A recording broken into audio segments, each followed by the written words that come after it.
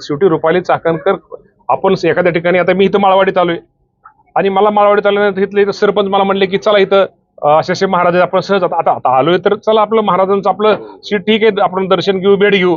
त्यात आता मला बाळासाहेब मला कोणाकडे नेलंय ते फक्त बाळासाहेब सरपंचालाच माहिती. आता ते महाराज चांगले आहेत का तुमच्या भाषेमध्ये बुहुंद आहेत आम्हाला काय माहिती. त्याबद्दल म्हणजे त्या बाबतीमध्ये रुपाली चाकणकरांचा काही दोष नाही.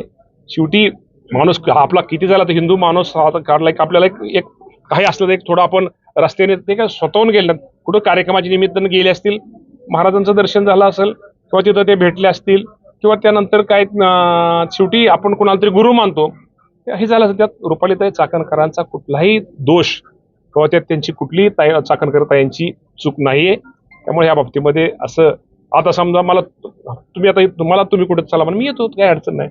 मग तुम्ही जर फोटो काढला त्यात फोटो काढला म्हणजे त्यात काय चूक आहे का माझी? काय नाही.